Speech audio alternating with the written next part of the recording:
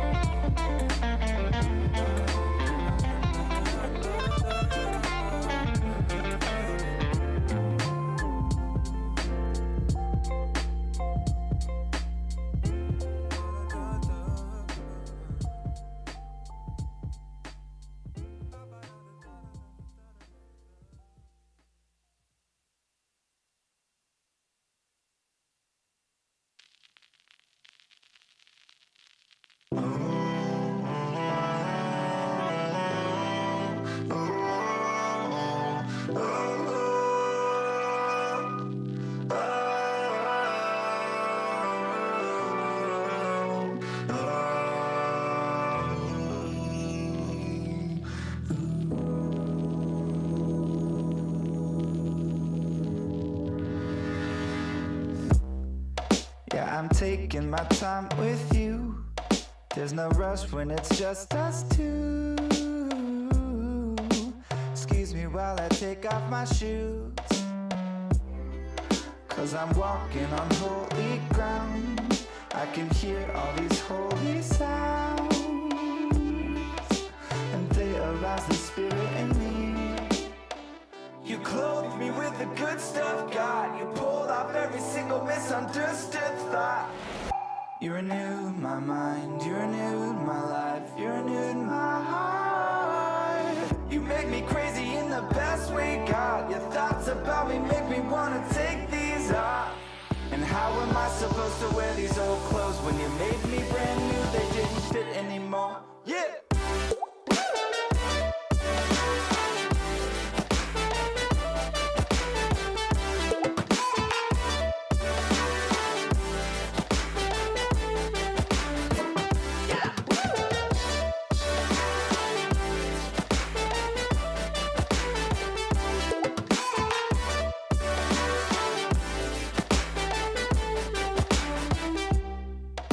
Restored every broken dream and repaired every open seam, so my heart can hold the love that you give. Yeah, I come when you call me home. You remind me I'm not alone, and that I never have to be. You clothed me with the good stuff, God. You pulled off every single misunderstood thought. You renewed my mind, you renewed my life, you renewed my heart. You make me crazy in the best way, God. Your thoughts about me make me wanna take these off. And how am I supposed to wear these old clothes when you made me brand new? They didn't fit anymore. Yeah.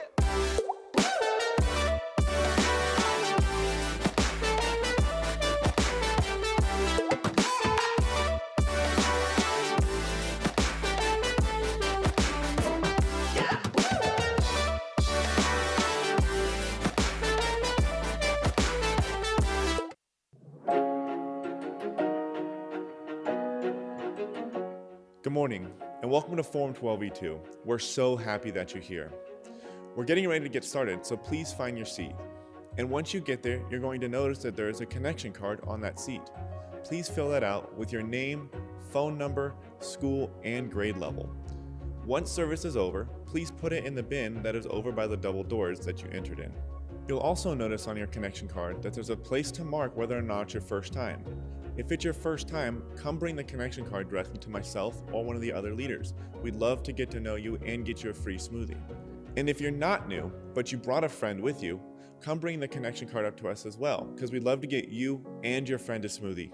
On top of having Sunday service at 10:30, we also have youth group every Wednesday from 6 o'clock to 8 o'clock here in the Youth Activity Center. We also use something called Remind to keep you guys up to date with things that might be happening in youth group, whether it be church events, youth events, or anything else that might be going on. The way to get connected is by texting at 12E2 to this number right here. Once again, we're so happy that you're here, and we can't wait to worship with you. So please stand as we sing a few songs before we listen to our sermon.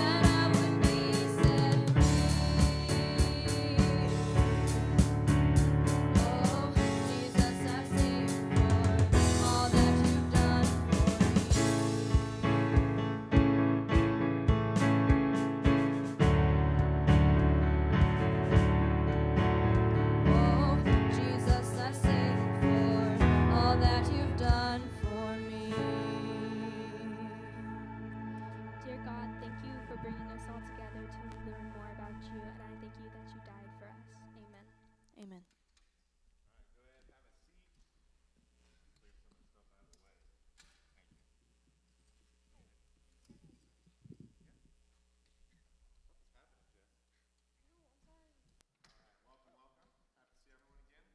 Before we jump into today's talk, one quick announcement.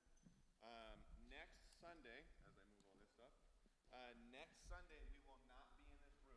So we were doing one service outside. We have that stage out there. You're like, why do we have that stage? For an outdoor service. So next Sunday we will not be in here. We have one service at 10 a.m. So you show up at 10:30, you're going to be about 30 minutes late. So 10 a.m.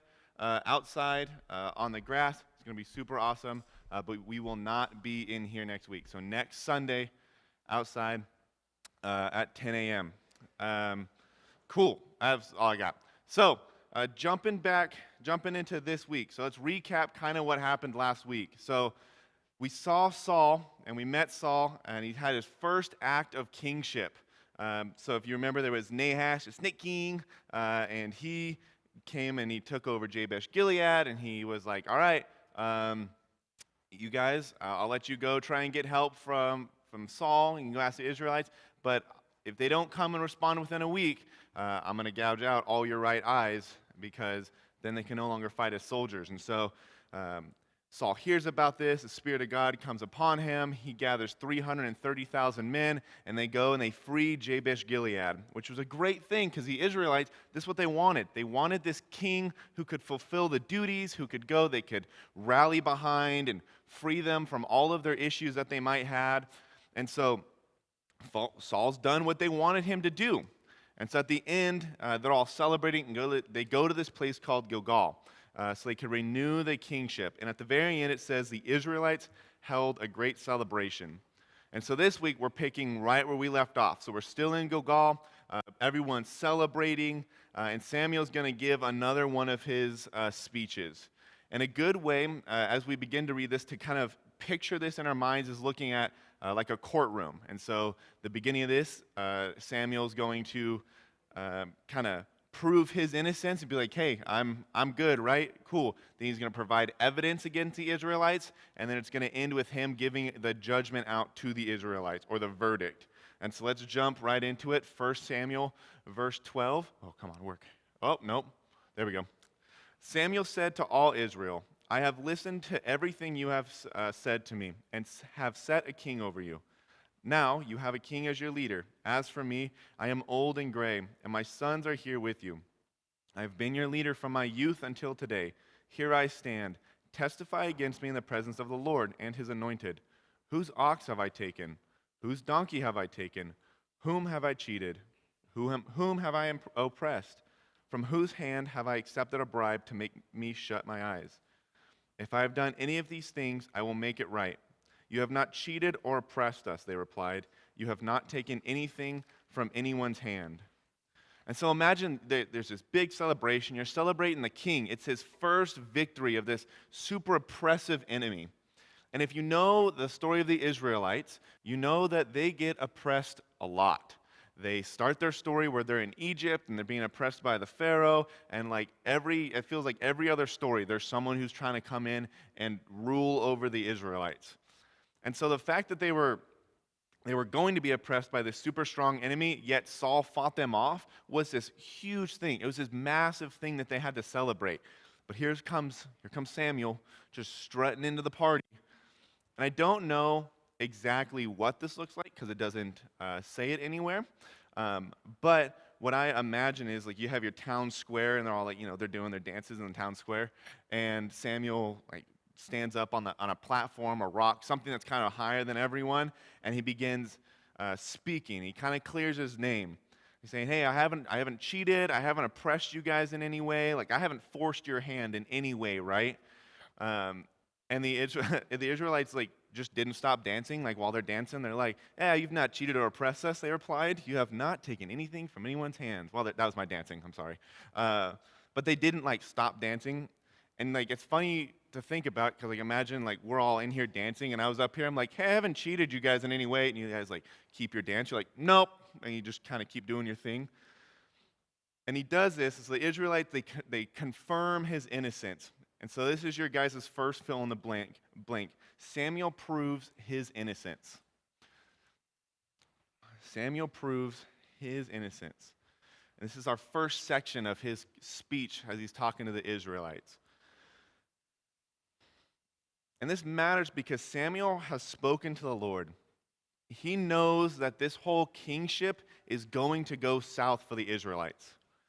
And so this speech is one of them along the lines of, sure, Saul did this one time, this worked out great, but if you put all your faith in Saul and you cut God out, you are going to fail.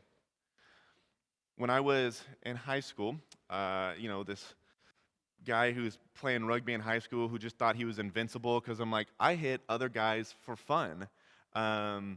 I saw a video of a guy running full speed and tackling a tree, and I have a video in a second, don't play it just yet, but he sprints full speed and he just takes a tree down, and I was like, I could tackle a tree.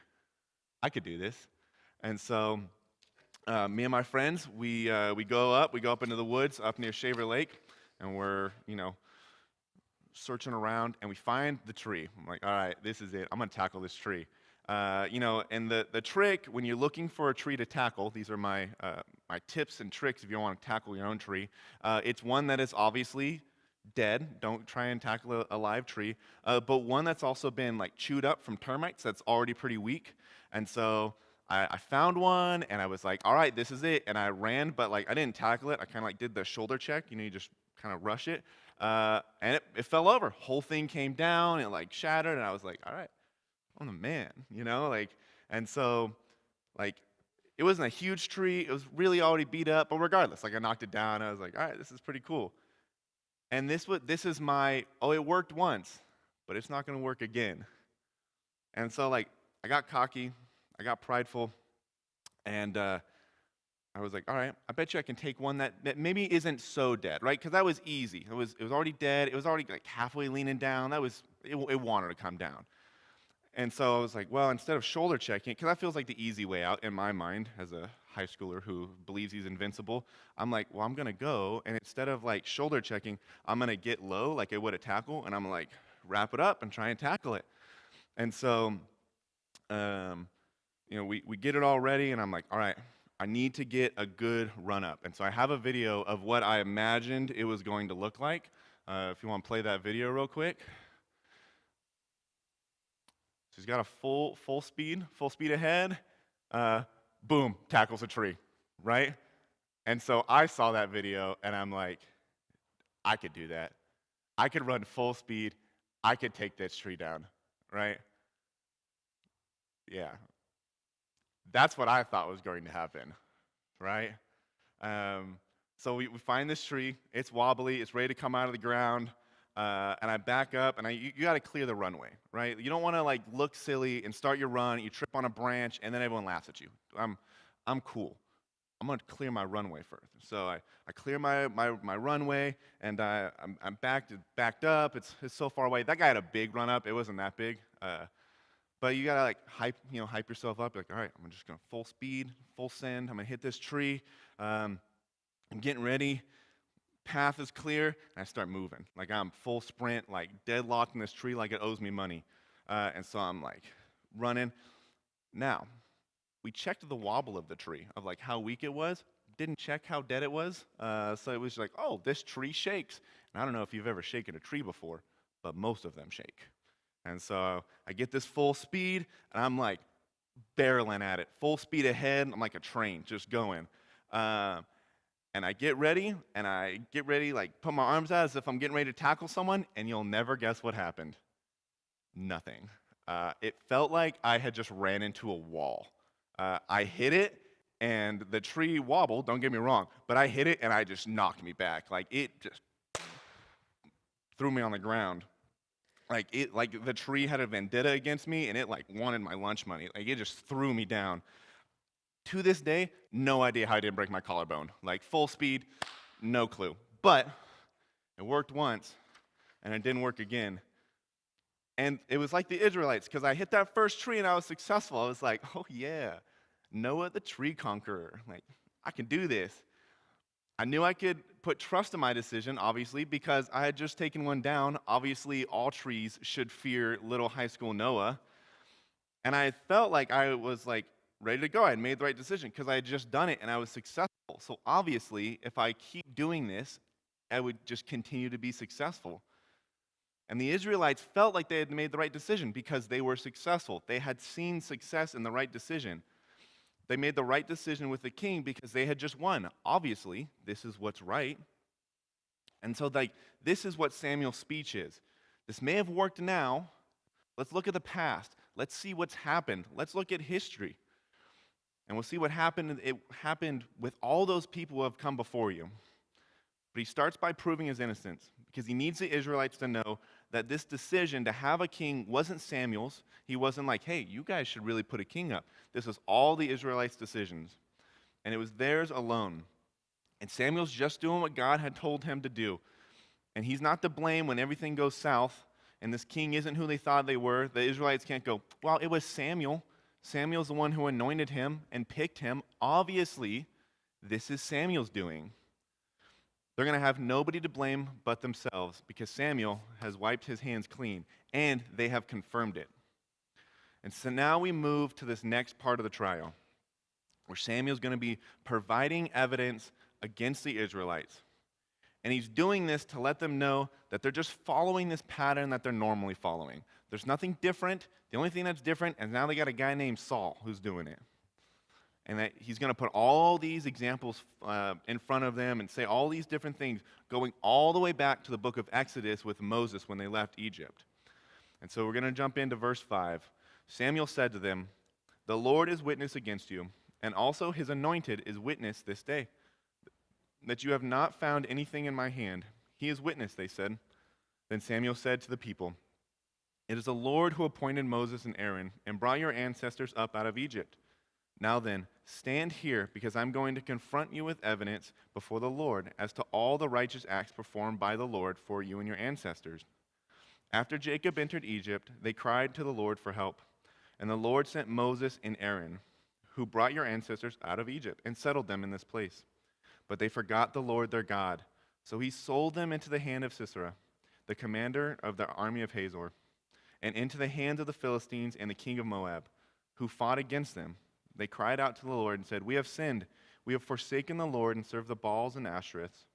But now deliver us from the hands of our enemies, and we will serve you.' Then the Lord sent Jerubbaal, Barak, Jephthah, and Samuel, and he delivered you from the hands of your enemies all around you, so that you lived in safety. But when you saw that Nahash, the king of the Ammonites, was moving against you, you said to me, 'No, we want a king to rule over us,' even though the Lord your God was your king. Now here's the king you have chosen, the one you asked for. See, the Lord has set a king over you. If you fear the Lord and serve and obey him, and do not rebel against his commands, and if both you and the king who reigns over you follow the Lord your God, good. But if you do not obey the Lord, and you rebel against his commands, his hands will be against you as it was against your ancestors." So that was a lot. But Samuel puts all of this evidence on the table, and he points out this pattern. You get oppressed, you're like, "God, we're oppressed, help us." And he's like, okay. He helps them, and they're like, "All right, cool. See how we did that without God?" And then they go, and they get oppressed, and they're like, "God, we need your help." He's like, okay. And so he helps them out, and they're like, "See how we did that by ourselves?" And now he's like, "And now, here comes this king." And you're like, you know what? Let's get a king.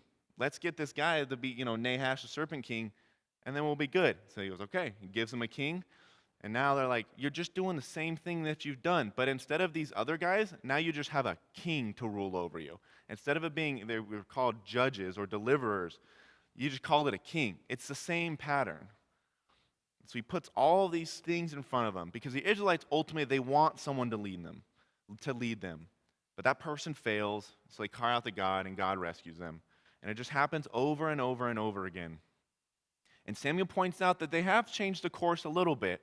Because instead of it being like a prophet or being this deliverer or a judge or anything like that, now they have a king. Because you put the king word, now that everything is going to be safe, obviously. And he points out that God was this one who had appointed Saul to be king, but he gives them two options at the very end here. He says, you can either serve and obey, and not rebel against his commands, or you cannot do that, and then God's going to be against you. It's a really simple concept. It's, all right, you can follow God, and everything's going to be good. We're going to have a good time. We're not going to be oppressed. You're going to be God's people. Or you cannot do that, and you're going to be oppressed. You're going to hate life. Stuff is going to struggle, and it's just not going to be good. But there's a stipulation to this now, because before, when they had these deliverers, they didn't have anyone that was like, all right, this is what we're doing, and now you have to follow it. But now with a king, if the king says, hey, this is what I want to do, as a people, you have to follow that. So he's saying, all right, if your king fails, then you're going to fail. You understand that you've now put an extra step in this problem, and it's only going to get harder from here. Because that one person who now has all the power, if they choose not to follow God and lean on their own understanding, they're going to fail, and everybody else has to follow that. Because kings, it's not something where it's like, okay, we're all going to do this. You're like, nah, pass. You have to do what that king says. And if he chooses not to follow God, that nation's going to fail because they're going to follow what the king says. But all of this evidence, all of these verses shows one thing, and this is your next fill in the blank. The Israelites are guilty. The Israelites are guilty.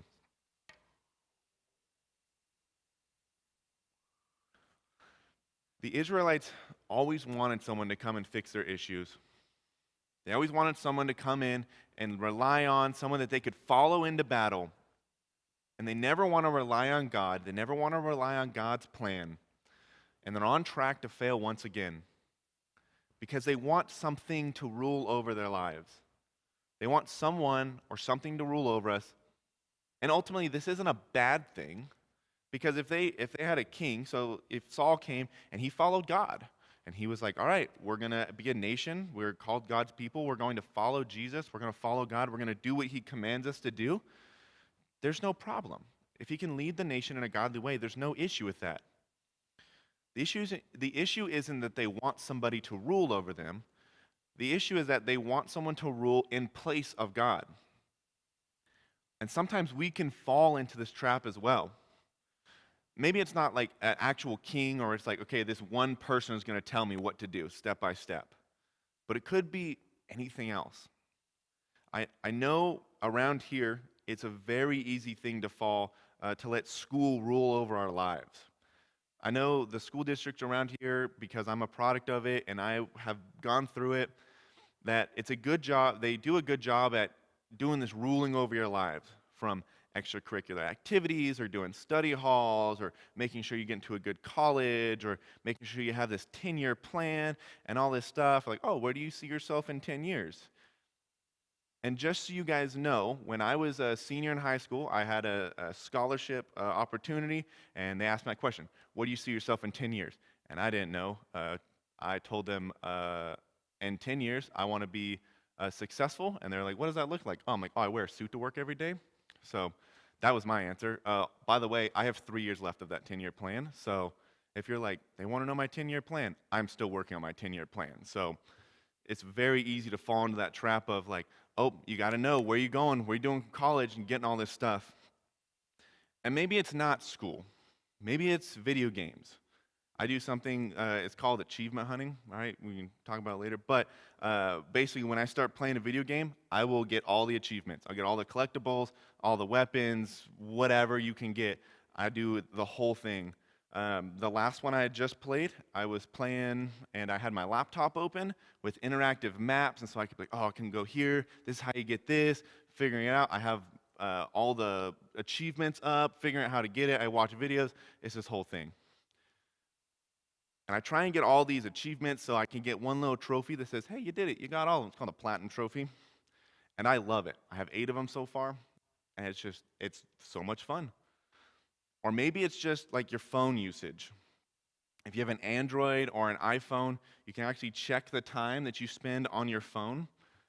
And so I was going to do it for myself, and then I left my phone back there. So if you want to know, come chat with me afterwards. But you can go into phone usage, and it'll say, okay, here's how much time you spend on this app. Here's how much you spend on this app. Here's how much time you spend on your phone a day. I realized I was having an issue with spending so much time on my phone when it popped up, and it was like, you spend 7 hours of your day just checking your phone. And it's not like I spend 7 hours of my day consistently but it's, I respond to a message, put it away. I open it up, I check Twitter, all right, put it away. I open it up, I check Instagram, I put it away. 3 or 4 or 5 seconds, but I'm losing 7 hours of my day.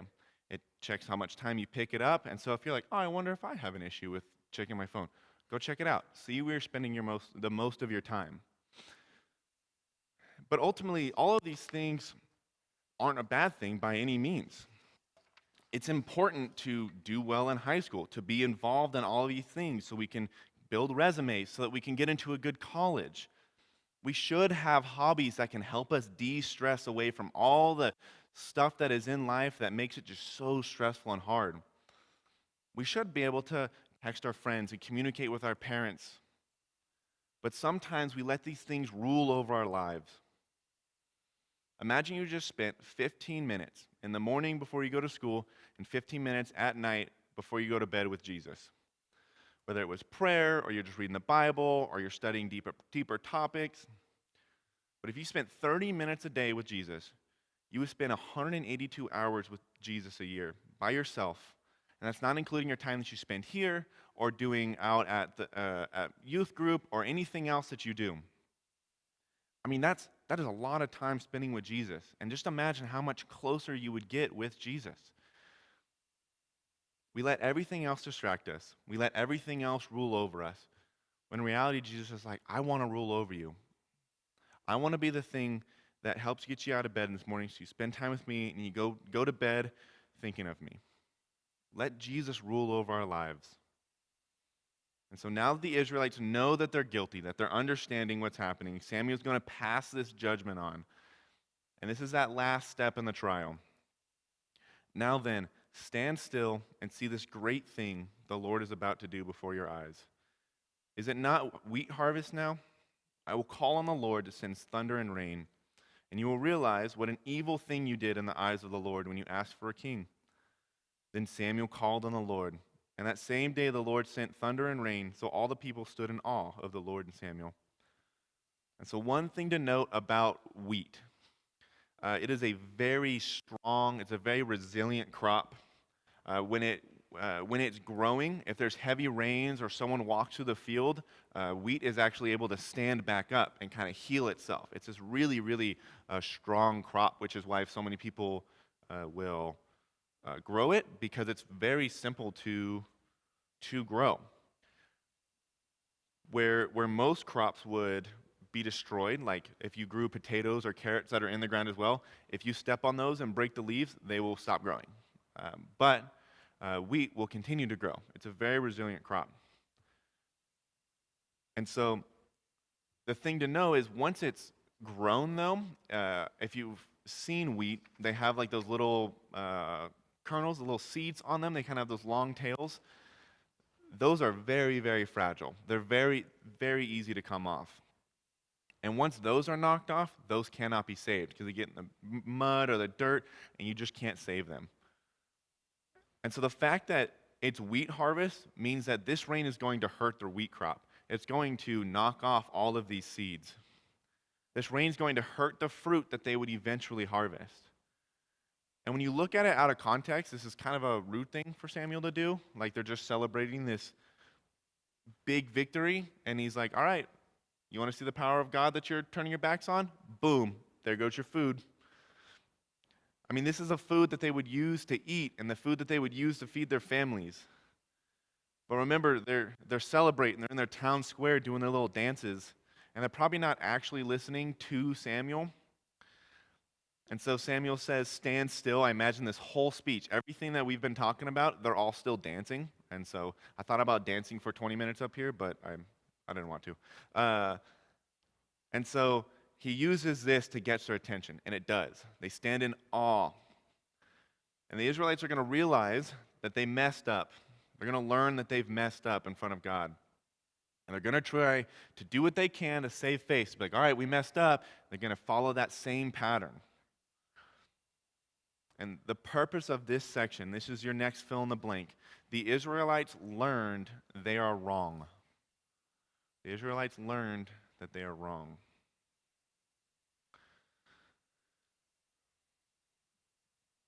Now the Israelites, they're like, all right, we've messed up. We've obviously sinned against God. We put this king to rule over us and not God to rule over us. And so they're going to go to Samuel the way that they always have, and they're going to have somebody else try and get them out of trouble.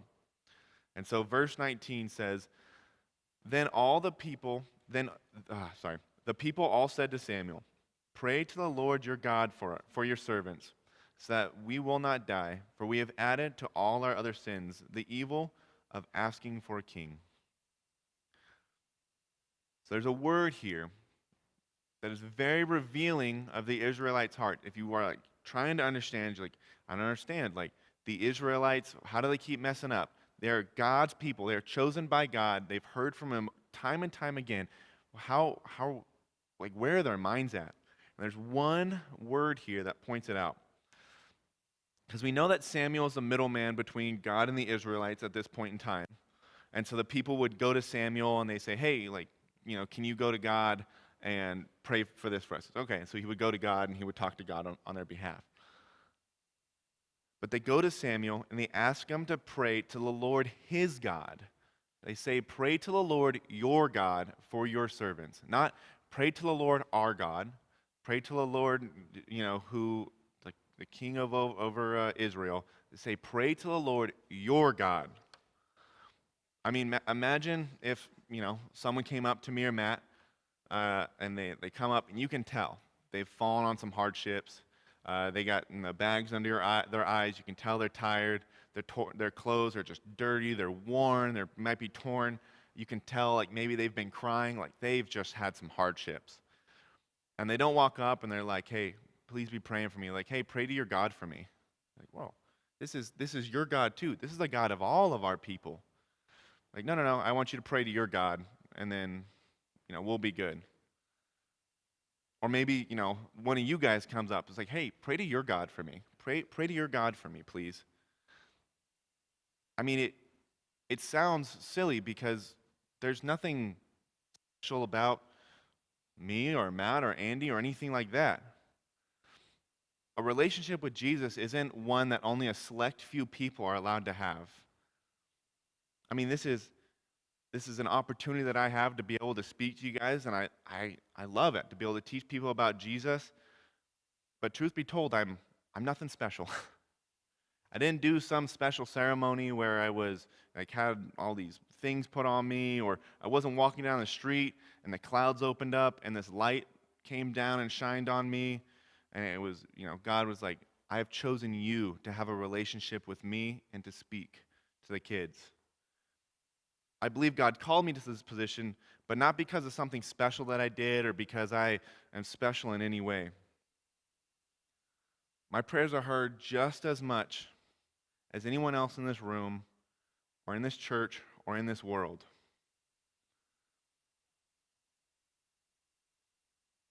We each get an individual invite with Jesus. We each get an individual invite to have this relationship with Jesus, an individual invite to have this love of God that is open to everyone and not just closed off for people who are special or anything like that, because truth be told, no one is special. God loves us all equally, and he can use each one of us in different ways. We need to take claim that Jesus wants a relationship with us because he loves us, not because of what we can give him or because what we can do for him. He wants a relationship with him regardless of how broken we feel or what we've done or what we said, what we've thought, what we're going to do, what we're going to say. None of that matters.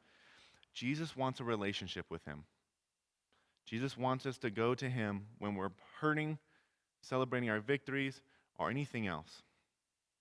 But the Israelites don't claim this. They don't realize this.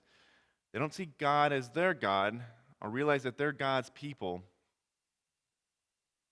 But God chose us and wants us to continue to go back to him no matter what. Let's finish up this story in verse 20. Do not be afraid, Samuel replied. You have done all this evil, yet do not turn away from the Lord, but serve the Lord with all your heart. Do not turn away after useless idols. They can do you no good, nor can they rescue you, because they are useless. For the sake of his great name, the Lord will not reject his people, because the Lord was pleased to make you his own.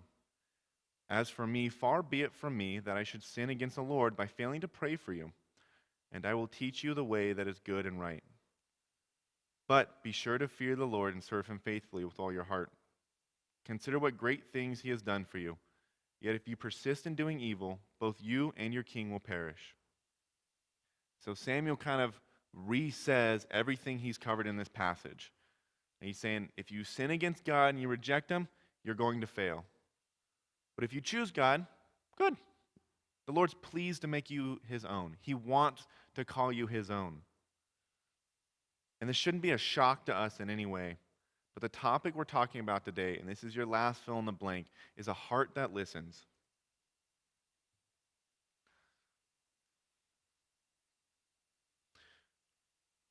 The Israelites learned about their wrongdoings. They realized that they were incorrect. They learned that the situation that they are currently in is not a good position, given their past, given their mistakes, given that pattern that they always fall. And we need to be followers who are always learning. Not just people who are learning about the Bible and learning who Jesus calls us to be and what he calls us to do, but a heart that learns of our brokenness as well. Because here's the deal. The Israelites thought that they could fix all of their problems as long as they just have a king. If we get a king and someone who can lead us into battle, then everything's going to be good. We're going to break this pattern. Everything's going to be good. He's going to lead us. We'll all be set. They thought they could fix all their problems with this human deliverer or a human leader. And sometimes we can think we can fix all of our problems with these worldly things. It'll all be okay. As long as I can just get this grade, it'll all be okay. As long as I can if I just get this game, or I get to this rank, or if I just do this, it'll all be okay. Once I move out and I'm out of this whole situation, everything's going to be all right. It'll all be okay. Once that guy, once that girl, once we're in a relationship, it's all good. We're set. But there's always something else. The things of this world are going to fail us time and time and time again. We need to learn that we are broken, and the things of this world will continue to fail us. But there's one person who can fix that. And that person is Jesus. Let us be a people who love Jesus for who he is, because he makes us whole, and his love will never fail us. A heart that learns more and more is not a heart that continues to read, that not just reads the Bible and learns more about who Jesus is, but also one that looks at the world and says, man, this world is broken and it needs Jesus. I need Jesus no matter what.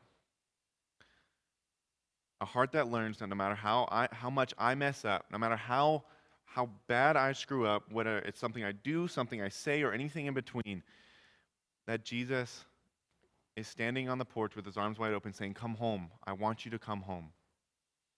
So let's be a people who are running home to Jesus. No matter what we've done, no matter what we've said, but say, Lord, I've messed up, but I want to come home. As we continue to grow in our faith to be a people who love him. Let's pray. Dear Heavenly Father, thank you for this day, Lord. Thank you for this amazing room of people, Lord. I pray that as we continue our weeks, Lord, and we realize the brokenness in our lives, that we can be a people who rely on you, because we know that you are standing there welcoming us home, Lord. That you want this relationship with us, that you have chosen us, and you are pleased when we have a relationship with you, Lord. I pray that we can be a people who rely on you, not just when we're celebrating in the times of victory, but in the hardships, when we need to rely on you, Lord. I pray that as we continue this week, we can continue to be lights for you, continue to be disciples for you, not to make ourselves look good or glorify this church, but to glorify you and continue to build the kingdom, Lord. So, Lord, we love you and we praise you. In your name, amen. All right, don't forget, next Sunday, we're all outside. Connection cards in that bin, and we'll see you guys on Wednesday.